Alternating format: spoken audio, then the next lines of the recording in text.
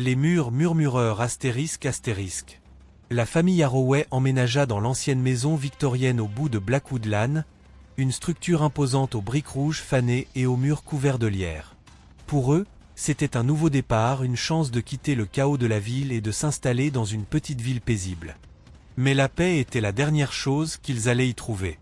La première nuit, alors que Laura et David Arroway bordaient leur fille Emily, ils entendirent un murmure à peine audible dans les murs. Un souffle doux, incompréhensible, comme si la maison elle-même respirait. Il serpentait à travers les conduits d'aération, s'enroulait autour des poutres en bois, s'infiltrait dans leurs rêves. « Tu entends ça » murmura Laura, sa voix à peine perceptible sous le vent soufflant à l'extérieur. « C'est sûrement juste les tuyaux qui travaillent » marmonna David, bien que les poils de ses bras se dressèrent. Le lendemain, en défaisant des cartons dans la cuisine, Laura l'entendit à nouveau. Cette fois, les murmures étaient distincts, formant des mots. « Aide-moi » La voix était faible, cassante, comme quelque chose d'oublié depuis longtemps. Laura se figea, sa respiration bloquée dans sa gorge. « David » Tu as dit quelque chose. David, assis dans le salon, ne leva même pas les yeux de son carton. Quoi? Non, je n'ai rien dit.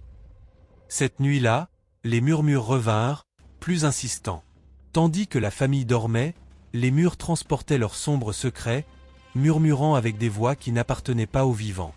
Les ombres s'étiraient étrangement sous la lumière tamisée, et l'air de la maison se faisait plus glacial à chaque heure qui passait.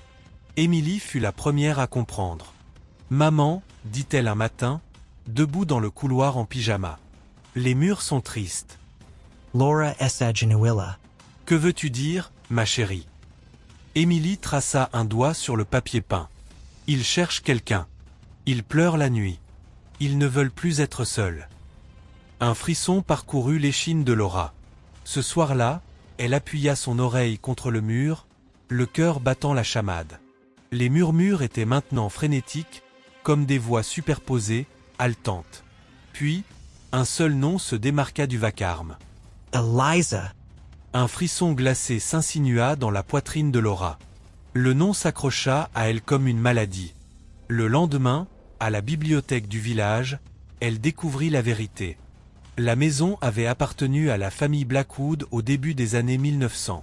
Leur fille, Eliza Blackwood, avait disparu à l'âge de 10 ans, évanouie sans laisser de traces. Ses parents, rongés par le chagrin, avaient abandonné la maison, laissant ces murmures s'envenimer dans le silence. Cette nuit-là, Laura et David restèrent éveillés, attendant le retour des voix. Quand elles revinrent, elles n'étaient plus des murmures. Elles étaient des hurlements. « Trouvez-moi » La voix hurlait, faisant trembler les murs. « S'il vous plaît. »« Aidez-moi » Emily se redressa brusquement dans son lit, ses lèvres tremblantes. « Elle est dans les murs » chuchota-t-elle. « Elle regarde. Elle attend. » Un coup soudain et violent fit trembler les murs de la cave. Le son résonna comme des os frappant contre du bois. Pris d'une angoisse grandissante, David attrapa une lampe torche et un pied de biche. Ils descendirent à la cave, où l'air était épais et chargé d'une odeur de moisi. Les murmures s'accrochaient à leurs oreilles, désespérés, affamés. David força l'ouverture d'une section du vieux lambris.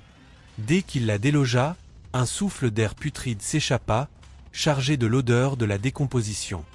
Derrière le mur, dans une cavité étroite et cachée, gisait un petit squelette enveloppé dans un tissu en lambeaux. De minuscules doigts serrés en poing. La mâchoire pendante, figée dans un cri silencieux et éternel. Eliza Blackwood n'était jamais partie. Elle attendait.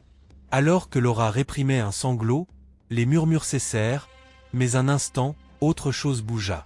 Une présence, froide et invisible, glissa près d'eux comme un soupir de soulagement.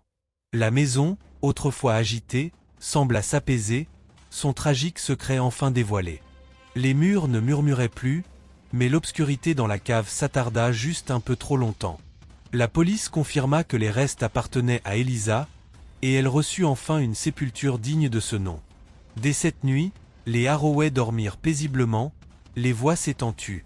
Mais parfois, dans le silence du soir, lorsque le vent soufflait juste comme il fallait, Laura jurait qu'elle pouvait encore l'entendre.